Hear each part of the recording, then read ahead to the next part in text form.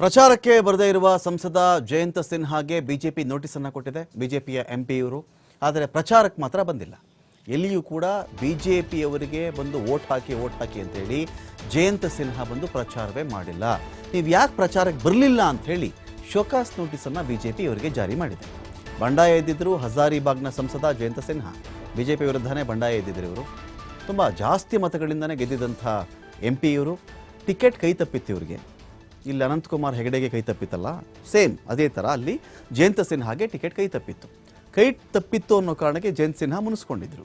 ಈ ಬಾರಿ ಮನೀಶ್ ಜೈಸ್ವಾಲ್ಗೆ ಟಿಕೆಟನ್ನು ಬಿಜೆಪಿ ಕೊಟ್ಟಿತ್ತು, ಜಯಂತ್ ಸಿನ್ಹಾಗೆ ಇಲ್ಲ ಟಿಕೆಟ್.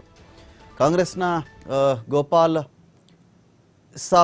ಗೋಪಾಲ್ ಸಾಹು ವಿರುದ್ಧವಾಗಿ ಇದೇ ಜಯಂತ್ ಗೆದ್ದಿದ್ರು. ಆದರೆ ಈ ಬಾರಿ ಟಿಕೆಟ್ ಇಲ್ಲ ಅಂತ ಹೇಳಿದ್ರು. ಟಿಕೆಟ್ ಇಲ್ಲ ಅಂತ ಹೇಳಿದ ಮೇಲೆ ಎಲ್ಲಿಯೂ ಕೂಡ ಜಯಂತ ಸಿನ್ಹಾ ಕಾಣಿಸ್ಕೊಳ್ಳಿಲ್ಲ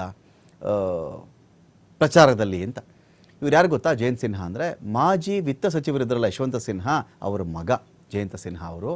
ಈ ಜೈಸ್ವಾಲ್ಗೆ ಯಾವಾಗ ಟಿಕೆಟ್ ಹೋಯ್ತೋ ಜಯಂತ್ ಸಿನ್ಹಾ ಪ್ರಚಾರಕ್ಕೆ ಬರಲಿಲ್ಲ. ಇದೀಗ ಬಿಜೆಪಿ ಅವ್ರ ಮೇಲೆ ಸಿಟ್ಟು ಮಾಡಿಕೊಂಡು ಬನ್ನಿ ಇದಕ್ಕೆ ಒಂದು ಕಾರಣ ಕೊಡಿ ನೀವು, ಶೋಕಾಸ್ ನೋಟಿಸನ್ನು ಇದೀಗ ಅವ್ರಿಗೆ ಜಾರಿ ಮಾಡಿದೆ.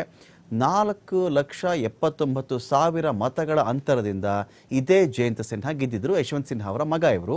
ಕಾಂಗ್ರೆಸ್ನ ಗೋಪಾಲ್ ಸಾಹು ವಿರುದ್ಧವಾಗಿ. ಆದರೆ ಈ ಬಾರಿ ನೋಡಿದ್ರೆ ಎಲ್ಲಿಯೂ ಪ್ರಚಾರಕ್ಕೆ ಬರಲಿಲ್ಲ. ಇಲ್ಲಿ ಅನಂತಕುಮಾರ್ ಹೆಗಡೆ ಯಾವ ಥರ ಸೈಲೆಂಟ್ ಆಗಿದ್ರು, ಅನಂತಕುಮಾರ್ ಹೆಗಡೆ ಅವರ ಫೋಟೋನ ಯಾರೋ ಬಳಸ್ಕೊಂಡ್ಬಿಟ್ರು ಅಂತ ಹೇಗೆ ಅವ್ರ ಮೇಲೆ ಒಂದು ದೂರಿನ ರೀತಿಯಲ್ಲಿ ಮಾತನಾಡಿದ್ರು, ಒಂಥರ ಅದೇ ರೀತಿಯಲ್ಲಿ ಇಲ್ಲಿ ಇವರು ಕೂಡ ಪ್ರಚಾರಕ್ಕೆ ಬರಲಿಲ್ಲ ಜಯಂತ ಸಿನ್ಹಾ.